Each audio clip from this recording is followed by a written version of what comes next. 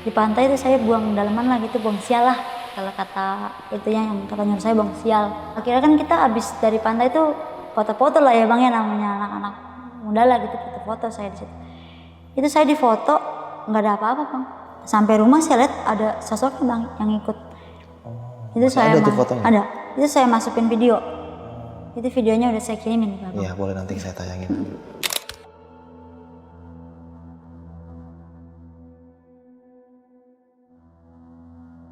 Kak, jangan dilanjutin permasalahannya sama si Dita.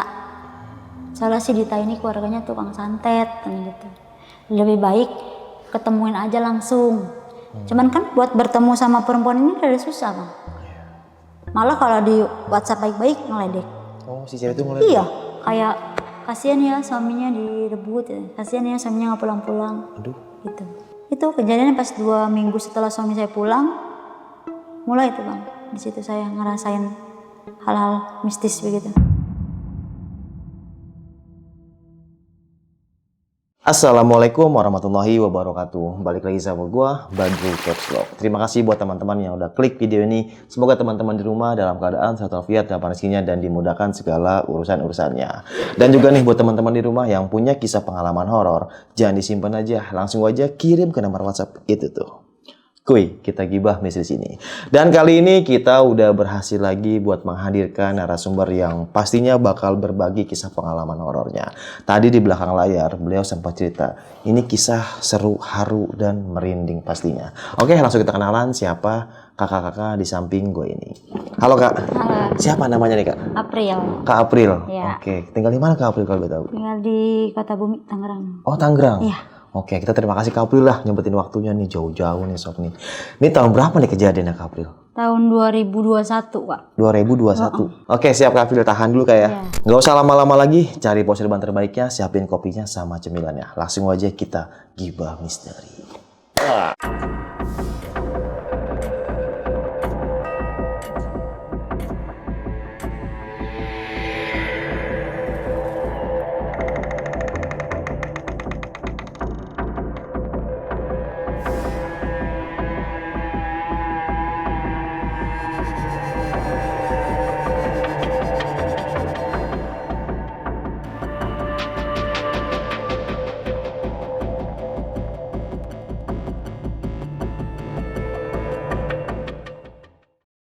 Gimana Kak April, kisah pengalamannya nih Kak?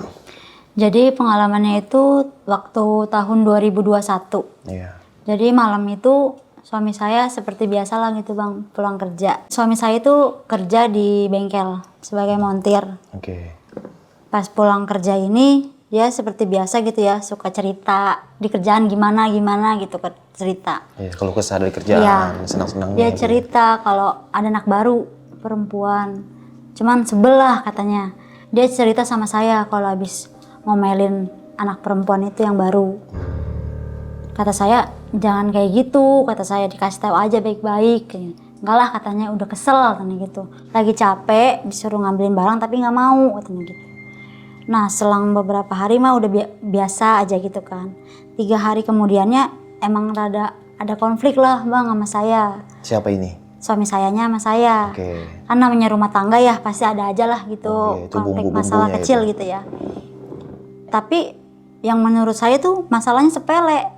Maksudnya nggak terlalu besar banget lah gitu. Abis konflik begitu, suami saya besokannya nggak pulang. Kan saya pikir mah ya udahlah mungkin mau nenangin diri gitu kan. Jadi ya udahlah biarin saya gituin. Tapi kok sampai seminggu nggak pulang-pulang juga. Oh, seminggu? Iya, seminggu beneran nggak pulang. Iya. Akhirnya sama mertua saya disusul nih ke kerjaannya, bawa anak-anak saya lah. Waktu itu anak saya 2, dibawa ke kerjaan, tapi bilangnya udah ngontrak. Hah, suaminya udah ngontrak? Iya, bilangnya udah ngontrak, nggak mau balik lagi sama saya. Iya. Saya di situ bingung dong bang, karena kan saya pikir permasalahannya nggak gede, masalahnya sepele yang bisa kita selesain gitu kan. Tapi kok sampai nggak pulang, kata saya gitu. Terus mertua saya ini ngomong ke saya, kayaknya nggak beres deh. Ini gitu. Soalnya dari matanya beda gitu. Mata siapa nih? Mata suami sayanya. Katanya bukan suami saya lah, yang mungkin namanya hati seorang ibu gitu kan. kayaknya beda katanya gitu. Ya saya mah sebagai menantu nurut aja gitu bang. Iya. Ya udahlah ayo. Jadi besoknya ini saya dianterin sama mertua ke salah satu Pak Ustadz lah yang ngerti hal-hal yang kayak gini gitu. Oke. Datang ke sana dijelasin katanya emang lagi deket sama perempuan, Siapa yang deket? suami sayanya. Cuman kan saya pikir nggak mungkin lah, saya tahu suami saya gitu, masa nggak mungkin. Saya berpikirnya tuh kayak ya udahlah biarin lah gitu, saya maksudnya nggak terlalu ambil pusing gitu kan. Habis dari rumah Pak Ustadz saya pulang karena saya nggak yakin ya sama hal-hal yang kayak gitu. Udahlah saya pulang, saya biarin diri lah gitu. Pas malamnya ini saya sholat Sholat apa tuh? sholat malam, saya sholat tahajud waktu itu. Iya. Saya ngewirid, itu pas saya ngewirid pundak berat, mata kayak ngantuk gitu. Ingat-ingat tuh saya kayak ngelihat sosok gitu Bang. Di dalam penglihatan saya ya, waktu pas saya sholat itu ada sosok, kepalanya perempuan tapi badannya ular. Ada dua sosok, yang satu itu sosoknya perempuan tapi berlumuran darah. Jadi mukanya mah saya nggak terlalu ngeliatin gitu ya. Cuman yang saya lihat tuh udah darah, udah banyak gitu lah. Saya bangun tuh di situ, kayak sadar gitu ya. Saya langsung tetap ngelanjutin ngewirid waktu itu. Pas besokannya, suami saya ada kabar. Apa tuh? Nanyain kabar, nanyain gimana gitu sama saya. Misalnya nanyain kabar anak-anak lah. Itu apa? Telepon atau WhatsApp Lewat, atau BBM? Iya, by WA waktu itu. Terus abis nanya kayak gitu, besokannya ngilang lagi Bang. Nggak ada kabar lagi. Itu sampai beberapa hari, pokoknya setiap saya ngewirid, dia besokannya ada kabar. Gila ya, aneh banget ya. Terus suatu ketika itu, saya tahu lah maksudnya dia punya hubungan sama perempuan ini. Jadi ada yang kasih info lah ke saya kalau suami saya ini punya hubungan sama si Dita ini. Dita ini siapa? Dita itu yang pegawai baru di bengkel itu Bang. Oh, yang dia melomel sama suami itu? Iya, Dekat sama dia? iya ternyata deket sama si Dita ini. Oh iya, terus? Jadi saya kesel lah, saya cari tahu dia ya kan. Saya cari tahu lewat medsos. Dapatlah info dia tinggalnya di mana, kampungnya di mana gitu. Setelah itu saya viralin lah di TikTok gitu kan, sampai viral waktu itu. Ya itu isinya tentang dia ngerebut suami saya gitu. Akhirnya di-banned sama TikTok kan gara-gara terlalu ini kali ya kata-katanya netizen tuh. Oh, komen-komenannya. Komen-komenannya tuh terlalu barbar kali. Sampai berapa ribu waktu itu Bu tembusnya? Sampai yang nge-like itu sampai 19, berapa ribu gitu. Yang komen? Sampai yang komen 10.000. Wah, 10.000. Pasti hujatan semua tuh. Iya. Hujatan buat si Dita itu. Besokannya suami saya pulang. Tapi pulang dengan kondisi muka yang merah, matanya merah, marah. Gara-gara si perempuan ini saya viralin Bang. Saya dipukulin sama suami saya itu. Dijedotin, dicekek, tendangin sampai pala bocor, sampai bibir robek waktu itu. Saya suruh istighfar, nggak mau. Namanya saya berumah tangga udah lama ya Bang, tahu gitu suami saya kayak gimana. Iya. Suami saya ngomong kasar aja nggak pernah ke saya. Tapi ini sampai mukul? Sampai mukul. Gila ya. Itu ngeliat saya berdarah-berdarah, biasa aja. Sampai pala bocor, bibir robek, biasa aja dia. Terus saya bilang, istighfar Pak, istighfar. Saya ngomong gitu. Tetap aja dia masih ngegubugin saya, ngebabi buta saya, sampai di piting saya sama dia. Gila ya. Sampai tetangga saya teriak-teriakan kan, tolong saya. Waktu itu saya nggak bisa keluar Bang, karena kan pintu dikunci. Pas dia datang itu pintu dikunci, lalu kuncinya diambil sama dia. Jadi saya mau keluar pun nggak bisa. Udah tetangga pada di luar aja, jadinya pada ngedengerin saya minta tolong saya teriak. Karena saya takut saya diapa-apain, karena waktu itu emang bener-bener posisi marah. Mungkin karena ada desekan dari si cewek itu juga, nggak tahu kan. Jadi posisi dia tuh udah bener-bener kayak udah wah semarah-marahnya mungkin ya.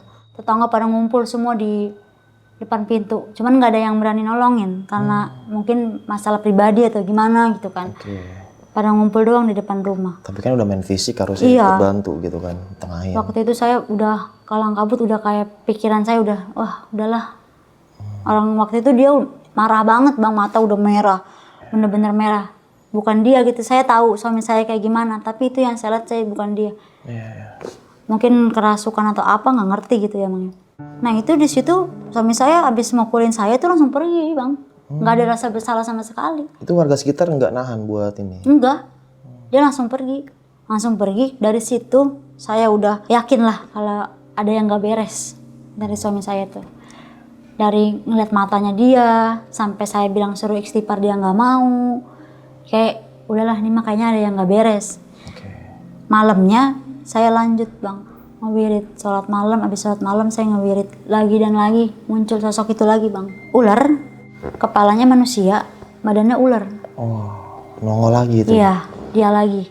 Sama yang satu lagi yang berdarah-berdarah, perempuan yang berdarah-berdarah, itu yang saya lihat. Saya istighfar, udah gemeter gitu bang. Kok yang saya lihat itu lagi, apa bener dia nih, saya gitu kan. Tapi tetap saya lanjutin tuh wirid sampai saya ngantuk kayak gimana juga saya lanjutin. Tapi sosok itu masih ada? Masih. Kayak kebayang gitu, Iya, kebayang kayak atau kebayang. atau wujudin depan muka? Itu kebayang. Kebayang. Pas besokannya saya mau ngewirid lagi nih bang. Hari besoknya nih. Oke, maaf ya Kak ya, tahan dulu ya Kak ya. Ini Agoy, maaf, aduh si Agoy mau ikut syuting. Bentar pemirsa, ini Agoy rese, saya keluarin dulu. Pas besokannya saya mau ngewirid lagi nih bang. Udah ngambil air wudhu, udah ngegelar sejadah, mau pakai mukena, tiba-tiba mau pipis. Saya ke kamar mandi. Pas saya mau pipis kamar mandi, saya bener-bener ngelihat bang sosoknya itu, perempuan yang berdarah-berdarah itu di depan mata saya. Ada di mana posisinya dia? Dia adanya di atas tembok, bener-bener di atas tembok. Saya ngelihat di situ, saya teriak.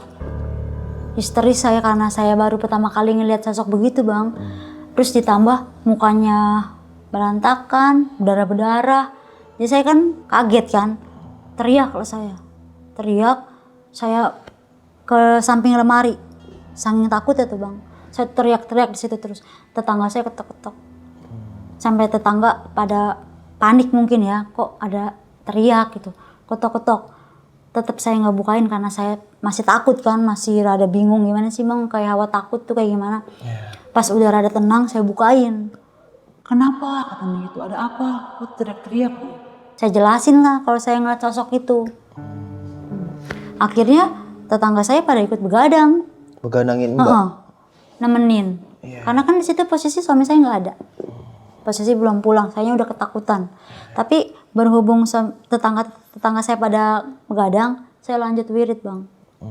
Ditemenin sama mereka? Iya, dia kan di depan halaman, saya mah di kamar gitu. Berapa orang tuh yang namanya? 3. 3 orang. Terusnya saya tuh abis ngewirid itu tetap yang kebayang sosok itu. Yang kebayang sosok perempuan yang kepalanya manusia, badannya ular. Abis ngewirid, besokannya suami saya ada kabar lagi. Kabar apa nih? WhatsApp saya. Nanyain kabar anak-anak. Kata saya kalau emang kangen pulang, saya gitu. Enggak lah katanya nggak mau pulang. Ya udah kalau emang nggak mau pulang nggak usah nanyain, saya ngomong gitu. Itu udah berapa minggu tuh Bu dia nggak pulang sampai Itu, kejadian itu? Itu baru 3 mingguan. 3 minggu? Baru 3 mingguan lah tuh kejadian itu. Terus saya kan gedek ya bang sama perempuannya nih. Iya, Bikin suami pastinya saya ya. nggak pulang-pulang kan. Akhirnya saya nyari, tahulah saya bayar orang lah gitu bang. Buat nyari info suami saya ada ke kampung dia apa enggak gitu. Tiba-tiba jadi detektif lah saya. Itu saya bayar orang 3 orang. Yang satu kampung sama dia, yang kedua kakak ipar lah gitu. Yang ketiga itu teman sekolahnya dia. Saya bayar buat nyari info tentang dia. Terus tetap aja bang, dapat info dari 3-tiganya ini ngasih tahu saya lah, maksudnya suruh wanti-wanti lah gitu bang. Kak jangan berhubungan sama keluarga ini, katanya. Soalnya dia mah keluarganya keluarga tukang santet lah gitu bang. Siapa nih? Si Dita ini, Oh, si keluarganya si perempuan Dita ini terkenal gitu bang di kampungnya. Kalau keluarganya itu tukang santet. Jadi dia tuh ngomong ke saya, 3-tiganya nih ngomong ke saya, "Kak, jangan dilanjutin permasalahannya sama si Dita. Soalnya si Dita ini keluarganya tukang santet," katanya gitu. "Lebih baik ketemuin aja langsung." Cuman kan buat bertemu sama perempuan ini rada susah, Bang. Malah kalau di WhatsApp baik-baik ngeledek. Oh, si cewek itu ngeliat. Iya, kayak kasihan ya suaminya direbut ya. Kasihan ya suaminya nggak pulang-pulang. Aduh. Gitu. Terus kalau lagi sama suami saya dipoto. Lagi sama suami saya dibikin video, kirim ke saya. Jadi kan saya kesel ya, Bang ya. Pastilah. Nah terus ya, kata dia tukang santet ini, yang kata 3 orang itu tukang santet, saya yang rada gak percaya lah, maksudnya ya udahlah, walau-walam gitulah kata saya gitu, Bang. Akhirnya saya ketemulah sama perempuan ini. Saya mancing-mancing perempuan ini biar ketemu sama saya. Kata saya, "Mau ketemu nggak? Kalau nggak mau ketemu, saya kasih tahu nih keluarga kamu yang lain, keluarga yang benar-benar dia takutin, Bang." Ada salah satu lah keluarganya dia yang dia takutin. Keluarga si cewek ini. Iya. Yaudah akhirnya dia ketemu. Dia mau datang kan janjiannya di rumah saya. Tapi dia mungkin karena takut kali di rumah saya ya. Dia datangnya ke rumah mertua saya. Oke. Waktu itu. Dan datangnya pun berdua sama suami saya. Berdua? Luar biasa ya. Dan waktu itu saya interogasi kan maunya apa, maunya gimana gitu. Nah si cewek ini pun bilang katanya, "Ya udah nggak bakal ganggu-ganggu lagi," ngomong gitu, Bang. "Nggak ada hubungan apa-apa, udah mau udahan gitu." "Bener ya," kata saya, "kalau mau udahan ya, jangan dilanjutin," saya gitu. Tapi kalau suami saya tetap maunya udahan sama saya depan perempuan itu. Nah di situ kan mertua saya yang laki-laki kan kayak rada paham juga ya, Bang, masalah kayak gitu ya. Jadi dibikinin air lah nih suami saya. Jadi Dibikinin kopi. buat anaknya itu? Ya, buat suami sayanya. Biar suami saya ini rada sadar lah gitu. Dibikinin kopi lah sama mertua saya yang cowok. Mau dikasihin ke suami saya. Ditumpahin, Bang, sama tuh perempuan.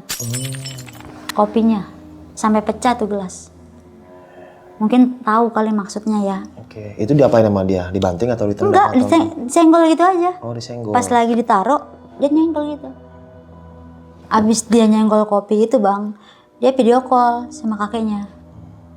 Mungkin karena kakeknya juga tahu kan, cucunya udah viral gitu kan sama saya. Dia nanya, "Yang mana ceweknya? Mau dibikin sakit apa mau dibikin mati?" Ngomongnya gitu. Terus? Nah, terus sama si Dita ini diarahin ke saya. "Ini nih," katanya, "ceweknya," katanya gitu. Cuma kan pikiran saya, bodo amat, nggak mau digubris gitu, Bang. Terus kata mertua saya yang laki-laki, dia udah tahu, udah paham maksud kita apa. "Oh ya udah," katanya. Pas selang beberapa hari, saya ini ngomong ke keluarganya perempuan dengan baik-baik gitu, Bang. "Tolonglah," kata saya, "jangan ganggu keluarga saya terus," saya gituin. Nah keluarga pihak perempuan ini ngomong ke saya, "Ya udah kalau emang mau si Dita nggak ganggu-ganggu lagi, pulangin," katanya gitu. Dengan syarat minta ongkos, Bang. Minta ongkos? Katanya suruh diongkosin lah tuh si Dita. Minta berapa waktu itu, Bu? 300. 300.000? Karena saya pikir ya udahlah biar suami saya nggak diganggu-ganggu lagi sama dia, saya pinjem sama temen buat ngongkosin dia pulang. Tapi pulangnya sama suami saya juga, Bang. Saya tahu, kata saya, "Kok kan udah minta ongkos ke saya, kok dianterinnya sama suami saya?" Saya tahu-tahu gara-gara map kan, saya lihat map. Saya lihat ada di kampung cewek itu. Makanya saya rada emosi juga kan, Bang, di situ, kesel. Akhirnya saya ngomong tuh ke keluarganya dia, "Kok udah diongkosin tetap dianterin sama suami saya?" Oh, jadi waktu itu dia datang sama keluarganya si Dita? Enggak. Dia sendiri, dia kan di sini merantau. Oke. Yang ngomong minta diongkosin tuh keluarganya di sana, yang di kampung. Karena saya kan berkomunikasi juga sama keluarga yang di kampung juga kan, keluarganya dia yang di kampung. Nah, suami saya ini habis pulang dari kampungnya itu langsung pulang ke rumah saya, Bang. Pulang ke rumah saya, minta maaf. Bilang katanya hilap, kemarin-kemarin hilap. Ya saya demi anak-anak gitu ya, Bang ya. Ya udah dimaafin, asal jangan kayak gitu lagi, jangan ngulangin lagi gitu, Bang, kejadiannya. Iya. Tapi tetap, Bang, si perempuan ini WA ke suami saya. "Neng kangen." Iya, gitu. Tapi kan nomornya suami saya dipegang sama saya waktu itu. Jadi mungkin dia kesel juga sama suami saya yang ditanggepin. Itu kejadiannya pas 2 minggu setelah suami saya pulang. Mulai itu Bang. Di situ saya ngerasain hal-hal mistis begitu.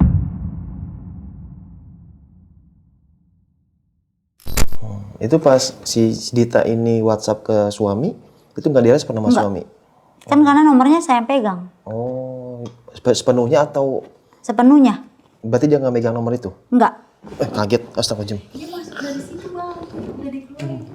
Kaget, maaf. Agoy, mau ikut syuting nih. Sapa teman-teman di rumah, halo.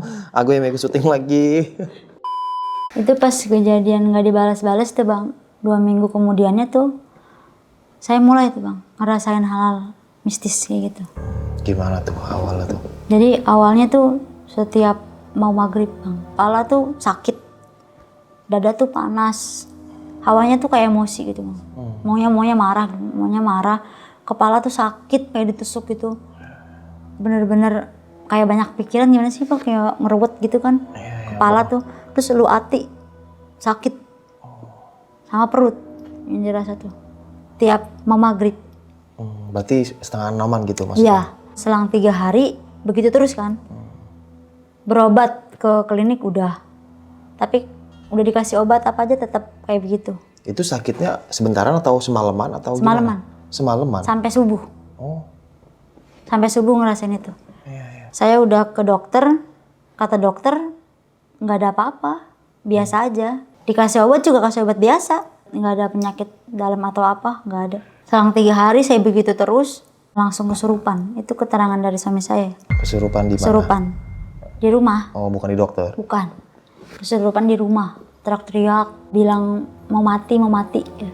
Kan namanya suami ya, mungkin khawatir, manggil lah tetangga. Terus ada salah satu tetangga lah yang ngerti. Katanya, oh ini mah bukan dari setan penunggu sini atau dari mana gitu. Ini mah ada yang ngirim. Oh, kiriman. Iya. Tapi suami saya sama saya ya masih belum percaya gitu Bang. Maksudnya kan kita udah biasa-biasa aja gitu ya. Siapa yang ngirim gitu. Pikirannya mah mungkin ketempelan biasa gitu kan. Oke. Kok tiap hari dari kejadian itu tiap hari kesurupan. Gila. Dan itu saya kalau udah mau subuh baru badan mendingan. Itu kesurupannya lama tuh Bu, sekali Lama. kesurupan? Berapa jam atau berapa menit? Ada 3 jam. Nggak Jadi mau dia keluar masuk Bang. Oh, keluar masuk. Keluar masuk gitu. Akhirnya berobat lagi ke Pak Ustadz lah gitu yang ngerti, yang tempat waktu pertama kali saya datang. Balik lagi ya? Iya, ke situ. Dia ngejelasin Bang, kalau saya dikirim sama perempuan yang namanya Dita itu. Dia bilang katanya perempuannya yang punya masalah kemarin. Sedangkan saya punya masalah kemarin sama perempuan itu doang kan Bang. Oh ya udah, saya pikir udah tahu udah. Dan itu perempuan itu dihubungin Bang sama suami saya. Pas tahu kata Pak Ustadz dari perempuan itu, suami saya ada ngehubungin si Dita itu, minta maaf. Oke. Suami saya bilang, minta maaf ya, jangan ganggu, gitu. Maksudnya mungkin biar dia nggak sakit hati lagi gitu kali ya. Nggak digubris tapi chat suami saya nggak digubris. Nggak dibales? Nggak. Oh, tapi masuk? Chatnya masuk? Masuk, Yang checklist dibaca. Terus Bang begitu. Sampai waktu ada pas semingguan saya begitu terus. Habis kesurupan muntah darah saya. Dan itu disaksiin sama adiknya suami, sama teman-teman kerja. Habis kesurupan saya tidur lemes kan, tiba-tiba muntah. Itu yang keluar darah. Kalau yang pas muntah darah itu saya sadar Bang. Itu saya sekayan darah semua. Aduh. Habis muntah darah itu sekayan itu, saya tiba-tiba ininya sesek. Kayak sakit gitu, kayak panas gitu Bang. Panas. Kayak kebakar gimana sih Bang? Di sini sakit gitu ya. Itu saya nangis sejadi-jadinya di situ ya. Saya udah kayak, udahlah kayak pasrah gitu ya Bang. Kalau pikiran saya waktu itu ya, kalau mau mati lah gitu saya gitu. Pikirannya waktu itu ya Bang. Karena udah nggak kuat nahan sakit. Sakitnya tuh bener-bener kayak kebakar, kayak set-set gimana sih Bang? Sakit banget. Nah itu habis ngomong kayak gitu, muntah lagi. Apa tuh keluar? Darah lagi. Darah? Darahnya seger Bang. Bener-bener darah seger. Itu suami sampai teman-teman pada kaget ya. pada gimana nih gimana tanya gitu. Akhirnya manggil ustadz lagi di Rukiah waktu itu. Di rumah Mbak. Di rumah saya di Rukiah. Saya tuh kayak ada di dunia lain gimana sih bang? Oke. Yang saya lihat tuh gelap, tapi saya lihat sosok perempuan itu yang badannya ular. Saya lihat di situ. Dan dia di saat itu dia ngomong ke saya. Kamu akan jadi pengikut saya. Itu jelas banget saya keinget. Kamu bakal jadi pengikut saya. Yang terus yang dia ulang-ulang tuh dia kayak gitu, ngomong kayak gitu. Terus pas dia ngomong gitu Mbak gimana tuh reaksinya? Saya cuma nangis waktu itu kayak, kan saya tahu kejadiannya saya dibikin sama perempuan itu. Jadi saya udah nalar, saya nangis di situ. Nangis, bener-bener nangis. Itu saya kayak ditarik bang. Itu kayak ditarik, kayak ditendang, kayak dipukul posisinya. Selang itu sadar. Abis sadar, badan saya biru. Pada biru bang. Biru, maksudnya memar gitu? Pada memar-memar. Yang saya rasain sakit di alam bawah sadar saya itu. Pas saya sadar pada biru. Kaki saya, paha saya, tangan saya pada biru. Terus apa kata Ustadz tuh? Kata Pak Ustadz suruh dilawan, jangan takut gitu. Pokoknya kitanya harus semangat, jangan sampai putus asa lah gitu, jangan mau kalah sama yang kayak gitu. Kata Pak Ustadznya. Iya saya turutin, kata Pak Ustadznya suruh pakai apa tuh bang? Air bidara. Oke. Waktu itu saya lakonin bang, mandinya pakai air bidara. Waktu itu tetap aja, besokannya kayak gitu lagi bang. Apa tuh? Kesurupan lagi. Besoknya? Kan malam di Rukiah nih. Iya. Besok kesurupan lagi? Besok kesurupan lagi. Nggak dikasih jeda bang. Apa tuh kesurupan selanjutnya? Sama begitu. Teriak-teriak, ngamuk-ngamuk, mati gitu. Sampai dipegangin sama 6 orang laki-laki tuh bang, 6. Tetap ayo ngamuk. Tendang-tendangin semua katanya. Yalah capek banget ya. Akhirnya saya kesel lah bang ya. Udahlah berobat lagi nih ke tempat yang lain, saya pikir gitu. Jangan di sini aja, udah berobat cari tempat lain lah, saya pengen sembuh gitu. Berobatlah bang, saya ke tempat beda lah gitu. Saya disuruh buang sial bang. Buang sial? Iya. Apa tuh maksudnya? Jadi kayak buang sial lah, kayak buang daleman gitu ke laut katanya. Sama orang yang kedua nih berobat gitu? Iya. Akhirnya kita nurutin nih bang nih, malam-malam saya ke pantai. Jam 9 malam. Pokoknya nyampe ke pantai itu jam 9. Iya. Di pantai itu saya buang daleman lah gitu, buang sial lah. Kalau kata itu yang katanya saya buang sial. Akhirnya kan kita abis dari pantai itu foto-foto lah ya bang ya, namanya anak-anak muda lah gitu, foto-foto saya di situ. Itu saya di foto nggak ada apa-apa bang. Sampai rumah saya lihat ada sosoknya bang yang ikut. Itu Masih saya ada tuh fotonya? Ada. Itu saya masukin video. Itu videonya udah saya kirimin ke abang. Iya boleh nanti saya tayangin.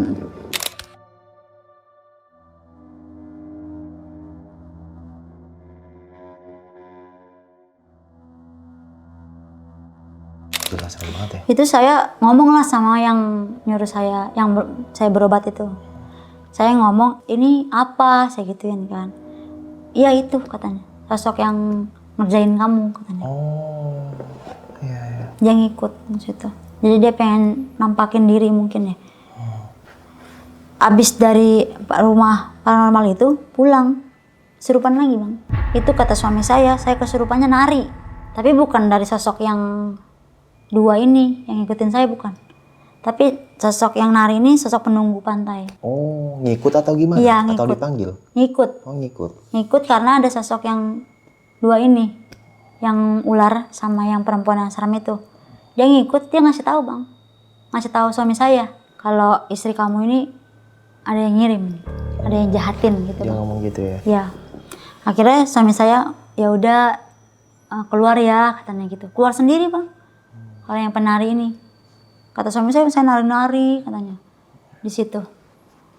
Ya udahlah, akhirnya habis saya sadar dibawa ke kamar. Kan waktu itu kesurupannya di halaman. Oke. Habis saya masuk ke kamar, kesurupan lagi bang. Kesurupan lagi yang sosok yang serem itu, yang perempuan yang berdarah-berdarah itu. Tetap itu yang diomongin itu. Apa sih yang ngomongin? Mati. Pokoknya itu dia mau bikin saya mati. Itu aja omongannya, nggak ada kata-kata Nggak ada. lain? Mati katanya. Sambil teriak tuh bang. Mati. Katanya gitu. Jadi kan suami saya manggil Pak Ustadz lagi buat diredemin biar hilang lah gitu. Tetapi tetap abis keluar masuk lagi. keluar masuk lagi. Itu setiap hari bang kayak gitu. Kadang muntah darah juga kadang kalau misalkan saya udah ngerasain sakit ininya, udah ngerasain panas, pasti itu muntah darah saya keluar. Terus nggak kelamaan saya udah berapa bulan nih bang nggak kambuh-kambuh. Itu habis yang diobatin sama Pak Ustadz yang selanjutnya. Itu nggak kesurupan? Enggak, itu katanya saya udah dipagerin. Kata Pak Ustadz ini nih, katanya udah insya Allah katanya udah dipagerin katanya. Nggak bakalan kambuh-kambuh lagi. Bener bang. Saya selama sebulan lebih saya nggak kambuh-kambuh. Dan di situ kata Pak Ustadznya yang penting sedekah. Oke. Gitu. Ya saya kayak punya rezeki kasih gitu bang meskipun nggak seberapa gitu ya. Alhamdulillah tuh sebulan lebih saya nggak kumat. Dan itu nggak ngerasain apa-apa? Nggak. Panas dadanya itu yang tadi? Enggak. Cuman kayak ada gangguan doang bang. Gangguan apa? Kayak sapu berpindah tempat. Gitu kayak suara-suara gitu doang. Nggak sampai ke badan? Enggak. Iya. Tapi selang sebulan lebih itu saya pindah rumah nih bang. Seminggu abis pindah rumah kayak gitu lagi. Pindah rumah sekeluarga nih? Suami istri sama anak-anak doang. Oh. Itu saya pindah selang seminggu begitu lagi bang. Kesurupan lagi. Hawanya kayak gitu lagi. Setiap mau maghrib menggigil, panas, emosi gitu. Bawaannya emosi bang, panas bener-bener panas karena saking nahan sakitnya mungkin ya. Jadi awalnya kesel, marah-marah. Yang dirasa tuh bang, kepala. Ini kepala kayak ditusuk-tusuk bang. Kepala ditusuk-tusuk sama perut kayak ditusuk-tusuk gimana sih bang? Sama dada ini panas banget.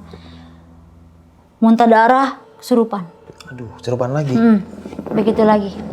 Kesurupan begitu lagi bang. Itu saya posisi lagi hamil bang. Hamil? Hamil bulan? hamil anak ketiga baru sebulanan. Oh. Abis itu keluar darah muntah, berobatlah ke bidan. Takutnya ada ngefek ke kandungan kan bang. Tapi di kandungan nggak kenapa-kenapa bang. Terus yang di kesurupan ini ngomong mau ngambil janin saya. Katanya mau diambil anaknya. Nggak boleh bahagia lah gitu bang. Intinya saya tuh nggak boleh bahagia. Kata suami saya, maunya apa? Dia omongin baik-baik tuh si setannya itu. Tolong jangan ganggu maunya apa. Jadi nggak bisa bang. Si setan itu ngomong katanya nggak bisa. Mau mati nih, mati ini mati nih. Okay. Nunjuk ini, mati ini katanya, mati gitu. Perut sama saya. Oh, dua-duanya. Itu berselang tuh bang. Sampai umur 4 bulan. Hamil saya 4 bulan tuh tiap hari saya begitu bang. Itu nggak coba diobatin lagi atau gimana? Udah nih, ya kan itu sampai 4 bulan. Karena udah 4 bulan saya ngalamin begitu aja bang. Jadi saya berobat lagi nih. Ke tempat yang rada jauhan. Di salah satu daerah di Jawa Barat lah. Oke. Saya berobat ke sana. Pas baru sampai tempat pengarangan rumah itu bang. Kaki saya nggak bisa jalan. Badan gemeter. Terus nangis bang. Nangis sih jadi-jadinya saya di situ. Kata suami saya, kenapa kok nangis? Gitu. Gak bisa jalan kan. Tiba-tiba ada kucing yang nyamperin saya bang. Nggak lama kucing nyamperin, yang ngobatin saya datang. Udah katanya di sini aja dulu katanya gitu. Biarin katanya si kucingnya tahu. Kalau ada yang mau diobatin yang mana, dia pasti nyamperin katanya gitu. Habis itu, saya diobatinnya di pekarangan rumah bang. Kaki saya dikeprek gitu ya. Diobatin sama dia lah gitu. Baru bisa berdiri. Dibopong sama dia ke halaman, ke dalam gitu ya. Saya belum ngomong belum apa bang. Belum cerita asal mulanya titik gimana-gimana. Dia udah ngejelasin ke saya bang. Apa yang dijelasin sama dia? Katanya ini kejadiannya gara-gara sakit hati. Kejadiannya udah berapa bulan yang lalu. Dia ceritain bang semua. Katanya ini semuanya gara-gara suami saya. Apa tujuannya? Dijelasin juga. Tujuannya itu mau bikin saya menderita, sengsara, terus mati. Iya. Dan dia ini menyarankan saya buat tawasul bang. Kalau nggak ditawasul, bakalan kayak gini terus selama seumur hidup. Ngomongnya gitu. Gila ya. Selama seumur hidup. Jadi harus ditawasul. Tapi kan kalau ditawasul itu perlu biaya bang. Yang dia kasih harga tuh yang menurut saya lumayan gede. Oh, ngasih harga? Iya, ngasih Luar harga. biasa ya. Iya. Ngasih harga. Menurut saya itu yang lumayan besar ya bang. Iya. Di situ saya diobatin, kesurupan juga bang. Di situ nggak sadar. Saya nggak sadar. Setiap saya kesurupan, saya tuh bang kayak berada di dunia lain bang. Tapi yang saya ingat itu cuma kejadian yang saya dipukul-pukul sama yang berobat ini. Itu benar-benar jelas. Saya ada di tempat gelap. Dan itu cuma saya sama perempuan yang berbadan ular itu bang. Itu posisi saya lagi hamil bang. Itu posisi hamil saya waktu itu udah 6 atau 7 bulan lah. 6 atau 7 bulan gitu. Itu perut saya dililit bang. Sama siapa? ular kita. Oh, Dililit, saya sampai teriak, sampai minta tolong. Kata saya udah ampun, saya ngomong itu ampun, saya teriak. Tetap gak dilepasin. Terus dia ngomongnya apa? Kamu bakal jadi pengikut saya. Kamu mau berusaha kayak gimana, kamu bakal tetap jadi pengikut saya. Itu jelas bang, suaranya saya jelas sampai sekarang saya masih tahu suaranya kayak gimana. masih kebayang. Iya. Bener-bener jelas tuh bang. Saya minta ampun bang. Ampun kata saya. Minta maaf saya gitu. Tolong jangan sakitin saya sama anak saya. Dia ketawa bang, teriak. Ketawanya tuh teriak bang. Oh gitu. Orang ngeledek gitu. Itu pas saya sadar bang. Biru nih saya. Perut.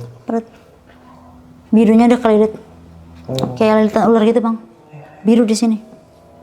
Dan itu kata yang ngobatinnya harus tawasul buru-buru katanya gitu. Soalnya ini menyangkut anak. Terus dia ngomong katanya udah parah lah katanya. Sakit hatinya. Si cewek ini. Jadi mau suruh buru-buru ditawasul. Terus saya akhirnya dikasih air bang. Katanya suruh disiramin di depan pekarangan rumah lah gitu. Itu bener bang, pulang dari rumah itu saya sembuh beberapa hari. Beberapa hari doang ya bang. 3 atau 4 hari lah sembuh. Habis itu begitu lagi bang. Kesurupan lagi. Kambuh lagi. Oh, bener-bener di ini ya. Kalau itu saya lebih parah bang. Gimana tuh? Itu saya sampai nyekek-nyekek diri. Itu suami saya yang nyaksiin. Kalau saya sih kayak rasa tidur gitu bang. Ini nih, saya nahan tangan leher sampai pada biru ini saya. Dicekek gini? Cekek sendiri. Oh, Sama tangan saya sendiri. tapi sadar ibu? Enggak, saya nggak sadar. Abis kesurupan yang pertama, udah keluar, saya mau tidur ngomongnya gitu.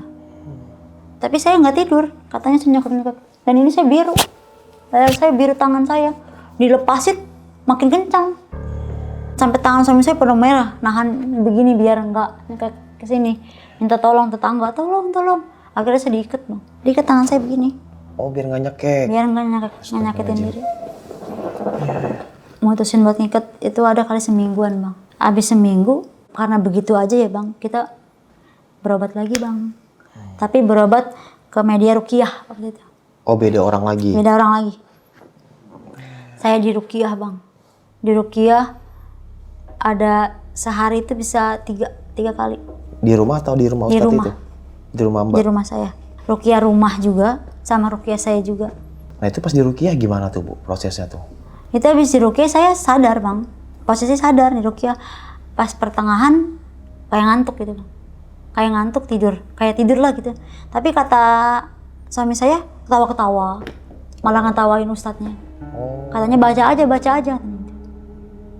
aja terus saya baca. Ngomong begitu setannya. Sampai pak ustadznya nggak konsen ya. Ngulang lagi. Berarti posisi ibu April waktu itu kesurupan? Iya. Tapi ibu ngerasa ngantuk? Iya rasanya ngantuk. Oh gitu ya kesurupannya. Oke. Rasanya ngantuk waktu itu saya ada ini sih bang berbeda-beda bang. Kalau yang awal-awal saya kayak ditomprok gitu kalau mau kesurupan. Kalau yang ini saya ngantuk waktu itu. Ngantuk kesurupan tuh katanya saya ngetawain pak ustadznya. Katanya udah baca terus, baca aja katanya sambil tolak pinggang saya berdiri katanya. Baca aja terus katanya gitu, diketawain. Sampai pak ustadz yang nggak konsen, ulang lagi. 3 kali ngulang. Begitu lagi tetap aja. Akhirnya kata pak ustadznya coba ke guru saya ya katanya gitu. ada nih gurunya katanya gitu. Ya udah Pak, boleh dipanggilin lah tuh gurunya. Ditelepon, di mana alamatnya? Dikasih lah alamatnya sama suami saya, datang. Jadi itu 2 orang yang ngeruqyah saya. Jam berapa itu datang, Bu? Itu jam 11 malam. Itu datang 2 orang ngeruqyah saya. Saya ngomong deh saat pas Pak Ustadz yang gurunya itu datang, saya ngomong sama guru itu, tolong Pak, saya mau sembuh, saya ngomong gitu. Itu saya udah kurus banget Bang. Jadi saya pas lagi hamil itu turunnya drastis. Oke, berat badan ya. Bener-bener udah kurus banget, udah tinggal tulang doang lah gitu. Tinggal perut doang yang buncit gitu. Saya ngomong, Pak tolong saya mau sembuh, saya ngomong gitu. Saya sambil nangis itu ngomong karena saya ngalamin sakit banget gitu Bang. Karena ya Allah yang dirasa kok kayak gini banget gitu.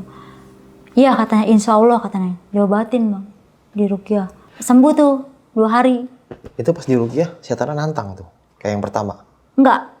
Enggak. Kalau yang ini enggak muncul-muncul dia. Sampai selesai ruqyah saya sadar. Enggak kesurupan lagi? Kesurupan. Nah itu dia sama ngasih air gitu Bang. Jadi suruh diminum ke saya, rutin lah gitu minumnya. Minumnya sedikit-sedikit aja ya Bu katanya. Nah itu air itu habis 3 hari kan. Kesurupan lagi saya. Oh, Tapi ini lebih parah. gimana tuh? Itu sekitaran jam 7 malam. Saya lagi di dapur. Terus tiba-tiba tuh saya kayak berat gitu pundak.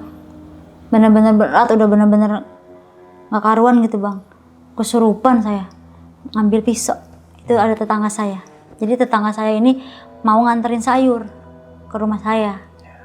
Dia ngeliat saya megang pisau. Matanya merah. Udah bener mau nusuk. Itu tetangga saya teriak-teriakan Bang. Manggil tetangga yang lain. Kan dipikir orang saya belum kesurupan. Maksudnya dipikir orang tuh saya gak kesurupan gitu Bang. Oh, orang mikirnya sadar. Iya.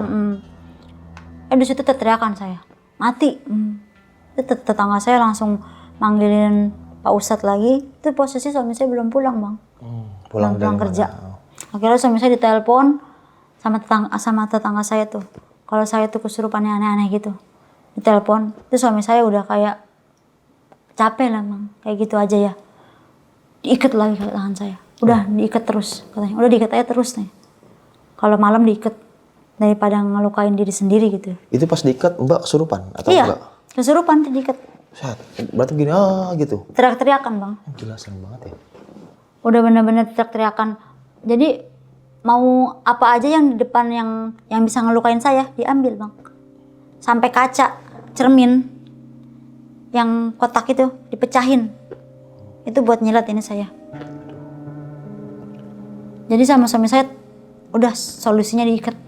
Daripada ntar ngelukain diri diikat. Itu diikat, abis diikat saya sadar. Abis saya sadar, kata saya emang kayak gitu lagi ya, karena saya udah biasa kan ya.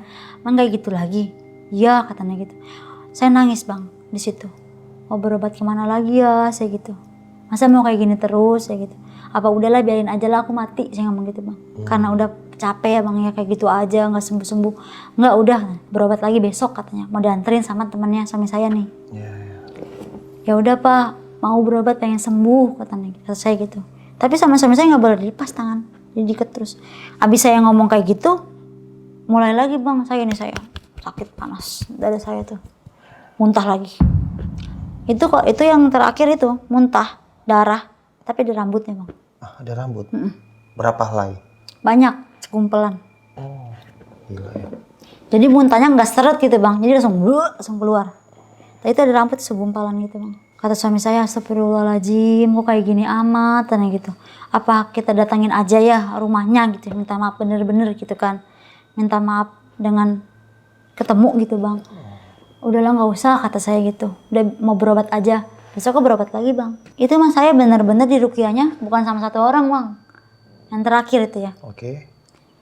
Sama gurunya, sama anak muridnya. Ada kali 20 orang. Ini yang kemarin ruqyah atau baru lagi? Baru lagi. Oke. Itu ruqyah di mana? Itu di daerah Tangerang juga. Oh, di rumah si orang itu? Iya, di rumah orang itu. Bukan di rumah Ibu April? Bukan. Kayak padepokan lah gitu Bang. Iya, Modelnya. Di situ saya katanya teriakan. Udah panas, udah. Kata suami saya baru di situ setannya minta ampun. Minta udah. Kalau yang kemarin-kemarin kan nantang tuh Bang, kayak baca aja terus, baca aja. Kalau yang di situ ampun-ampunan katanya. Udah katanya ampun, udah ampun nih.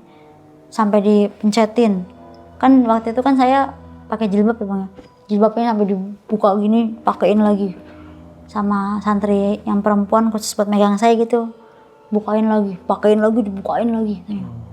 Tetap aja. Terus sampai saya muntah darah itu di kerudungan bang, darah. Di saat prosesi itu ruqyah muntah darah. Aduh. Sampai kata Pak Ustadznya, udah suruh nginep aja di sini selama 3 hari. Jadi saya sama suami saya tuh nginep 3 hari di situ. Terus selama 3 hari bang di ruqyah terus. Jadi pas besoknya itu saya di ruqyah lagi bang, tapi di beda tempat. Jadi beda ruangan lah. Oke, Jadi tapi orang yang sama. Iya. Tapi ada ruangan khusus lah gitu bang buat ngeruqyah. Itu saya di ruqyah sama santri, seluruh santri itu ya. Di ruqyah, selama proses ruqyah itu saya sadar bang. Tapi pas beberapa menit mulai kerasa kayak panas gitu dada.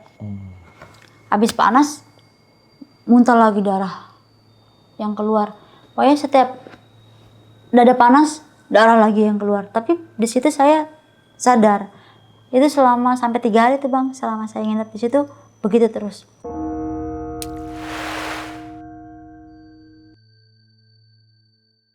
Itu di hari ketiga, karena saya udah di situ udah 3 hari, begitu terus saya udah putus asa juga bang. Akhirnya saya mau minta pulang lah. Kata saya udahlah, abis di ruqyah muntah darah, tapi besoknya begitu lagi muntah darah lagi. Udahlah kita mau pulang aja, saya gituin. Terus apa kata Ustadz itu? Ya udah nggak apa-apa pulang, tapi ntar kalau ada apa-apa suruh ke situ lagi gitu bang. Ya udah saya gitu. Saya pulang. Itu saya selama pulang bang, ada aja halangan di jalan bang. Oke. Pulang jam berapa tuh? Itu pulang sekitaran jam 8 malam. Sampai rumah jam 12 lah. Oke. Itu di perjalanan itu bang. Saya pulang naik motor sama suami saya. Itu jam 8 malam. Kira-kira sampai rumah tuh jam 12. Tapi di perjalanan itu ada aja bang gangguan. Apa tuh? Kucing tiba-tiba lari lewat. Terus pas lagi jalan tiba-tiba pohon ngebrek jatuh di depan motor saya. Rubuh maksudnya? Iya. Batang pohon tuh gede tuh bang. Jatuh depan motor suami saya. Akhirnya saya berhenti dulu. Di kiri kanan pohon gede-gede bang. Gitu. Terus jalan sedikit ban bocor. Saya dorong bang sama suami saya. Di situ waktu ngedorong aja bang, keluar muntah darah lagi. Wah, muntah lagi di situ? Iya, tapi untungnya di situ posisi saya nggak kesurupan bang. Cuman saya muntah darah di jalan itu 2 kali. Itu baju udah darah semua bang. Sampai nemu tempat pemukiman, saya minta air bang buat minum karena sakit ini. Sampai orang yang ngomong, kok berdarah, kok banyak darah gitu. Karena saya darah semua kan bang, baju di perjalanan itu muntah darah lagi. Abis pulang bang, saya udah langsung ngomong sama suami saya. Udah gak usah berobat lagi. Karena gak ada hasil bang semua. Yang saya berobat kemarin-kemarin semuanya sembuh sebentar kayak gitu lagi. Sembuh sebentar kayak gitu lagi. Saya mutusin sembuh sendiri. Saya yakin bang dalam diri saya. Saya bisa sembuh sendiri, segitu. Saya tiap hari bang ngewirid meskipun saya harus kesurupan dulu. Meskipun saya harus muntah darah dulu. Saya wirid terus tiap hari. Tiap malam, tiap Senin Kamis saya puasa bang. Saya ada rezeki bagi ke anak yatim. Gitu bang. Bersedekah ke anak yatim. Itu saya ngewirid bang selama seminggu itu. Pertengahan wirid muntah darah bang. Itu mukena darah semua. Saya punya mukena 4 bang. Itu saya tiap hari ganti karena darah dipuntahin darah. Muntah terus.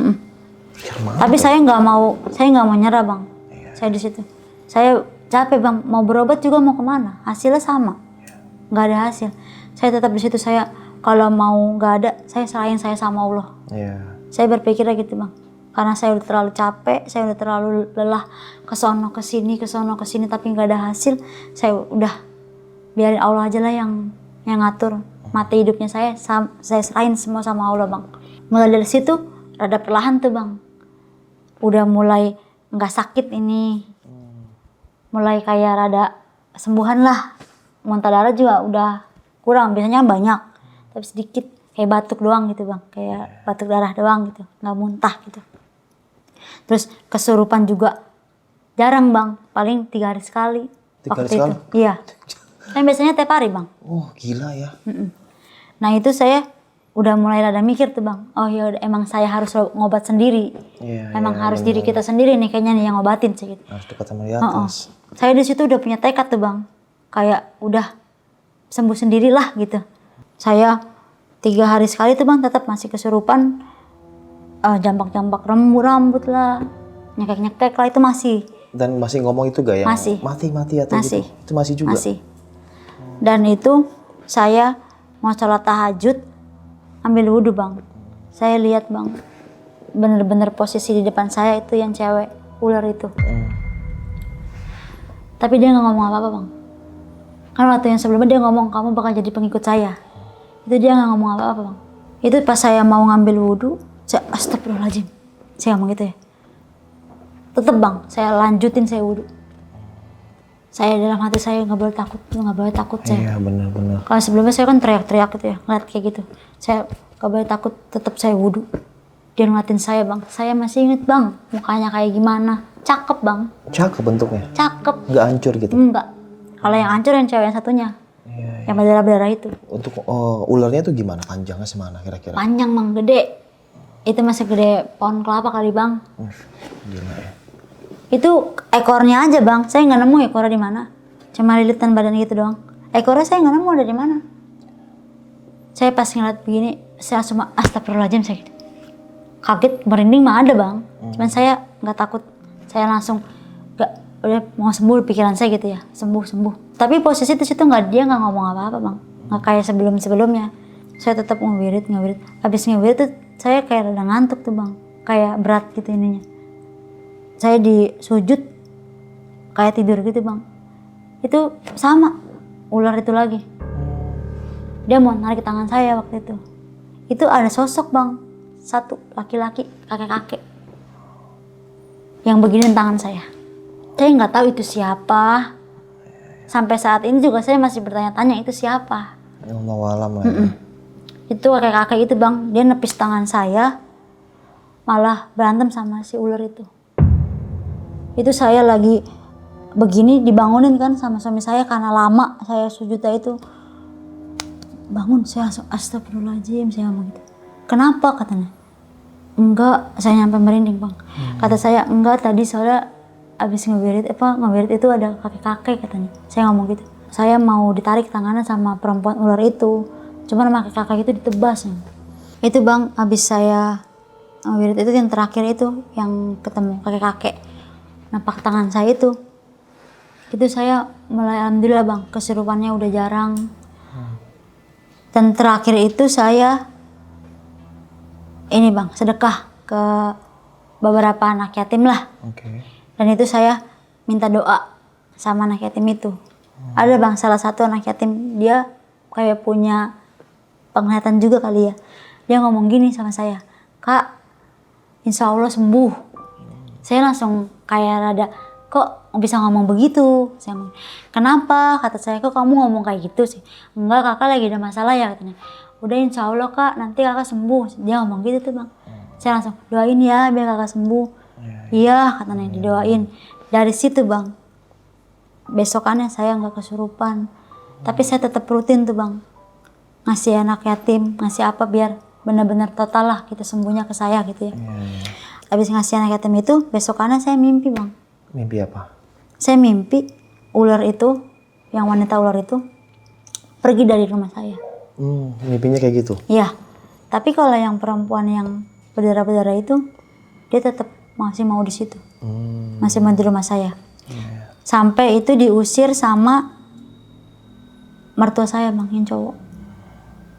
Jadi ada inilah, maksudnya ada satu benda lah gitu yang dimasukin ke rumah saya biar si setan ini nih nggak masuk gitu, masuk ke rumah saya. Tapi alhamdulillah bang, sampai sekarang atas kejadian yang kakek itu, sampai yang saya sedekah, alhamdulillah sampai sekarang saya sembuh. Nah nih Mbak April, kan awalnya kan si Dita ini anak baru nih di bengkel, terus suaminya Mbak April kan sempat ngomel-ngomel si Dita nih. Nah itu kok tiba-tiba si Dita ini malah, maaf ya, melet ya bahasanya, dipelet ya si suaminya itu, sampai mungkin nggak sadar kalau dia tuh suka sama si Dita gitu, dan sampai ngerjain Mbak April. Itu kok bisa kayak begitu maksudnya Mbak? Ya kan karena, ya mungkin karena udah timbul rasa sayang, rasa cinta juga, mungkin kan karena pernah tinggal bareng juga gitu sama suami saya. Jadi mungkin dia udah ada rasa nyaman kali sama suami saya. Terus ngelihat suami saya balik ke saya, mungkin nggak rela gitu Bang. Makanya dia melet. Dia juga karena suka juga kan sama suami saya. Soalnya emang suami saya tuh di kerjaan tuh yang inilah Bang, rada mendingan lah gitu seenggaknya. Rada mendingan apa nih, ganteng maksudnya? Iya. Oh, rada mendingan mungkin apa nih. Dan terus nih Mbak, sampai setelah kejadian itu Mbak April sempat ketemu lagi sama si siapa? Si Dita itu Enggak, ya? buat ketemu sih enggak. Cuman dia ada komunikasi ke saya. Apa tuh komunikasinya? Dia minta maaf lah Bang. Minta maaf? Dan dia mengakui Mengakui apa? kalau dia pernah jahil sama saya. Oh, dia ngerjain mengakuin itu. Dia minta maaf saya itu pas mau nikah. Si Dita itu mau nikah. Jadi dia minta maaf sama saya. Mungkin karena takut suaminya kayak gitu juga kali kan. Iya, kayak karma gitu ya, serem ya. Dan terus sampai detik ini nih Mbak April duduk di bangku ini, masih sering kesurupan Mbak? Serupan mah enggak. Oke. Cuman jadi lebih ke sensitif aja sih. Sensitif. Kalau untuk dada nyesek-nyesek itu, Enggak. yang pala pusing itu, Iya enggak, udah enggak. udah enggak. Heeh. Terus yang sosok-sosok itu masih sering muncul dalam pikiran atau depan mata? Enggak, kalau sosok-sosok yang dia kirim mah enggak. Cuman kalau kayak sosok jalan-jalan mah iya kayak. Karena sensitif kan, karena hampir tiap hari mungkin keluar masuk. Jadinya sensitif badannya kan. Iya, benar-benar kayak kebuka gitu Iya. mungkin ya. Dan sebelum kejadian itu Mbak April pernah kesurupan atau Enggak, sering? sama sekali enggak pernah. Belum pernah? Enggak. Jadi waktu kejadian itu aja? Sampai segitunya kesurupan? Gila ya. Ada yang bilang, ada yang nggak percaya kesurupan, ada yang bilang kesurupan itu kayak penyakit itu mah gitu kan ya, medis atau apalah bla bla. Ada yang mempercayai, kalau Ada saya yang enggak. kalau saya sih cukup mempercayai sih, karena Benar. depan mata saya banyak yang kesurupan. Saya juga awalnya nggak percaya Bang. Kayak masa sih. Iya. Tapi kalau udah ngalamin sendiri, percaya. Iya, kalau saya karena orang yang saya percaya gitu, maksudnya nggak mungkin kan di acting depan saya gitu kan. Dan teman saya itu nggak bisa bahasa Inggris, tiba-tiba ngomong bahasa Inggris dan ngomongnya ngalor ngidul, ya bukan dia gitu kan. Gitu. Kalau penyakit apa di medis gitu kan. Ya namanya gaib kita nggak bisa buktikan sih gitu. Kecuali kalau kalian merasakan sendiri kesurupan, baru kalian percaya. Dan kalian melihat sosok pocong kuntar depan kalian, baru kalian percaya. Bener Bang. Wallahu alam lah kayak gitu. Nah, alhamdulillah sehat Mbak April ya sekarang ya. Alhamdulillah. Alhamdulillah. Oke, mungkin sekian nih kisah pengalaman yang dialami sama Mbak April ini. Bisa kita ambil segi positifnya, buang jauh-jauh negatifnya. Jadi mungkin kayak Mbak April, kisah tentang pelajaran ya. Kayak kita tetap jaga hati, jaga lisan, dan jaga pikiran lah, dan jaga apapun itulah. Jangan sampai membuat orang sakit hati, bahkan kita benar pun mungkin ada orang yang iseng sama kita. Ya, tetap jadi orang baik dan jangan lupa sedekah. Karena sedekah itu salah satu hal yang baik lah buat kita dan orang sekitar kita. Oke, sampai jumpa di kisah selanjutnya. Wassalamualaikum warahmatullahi wabarakatuh. Mbak, makasih banyak ya Mbak ya. Dadah.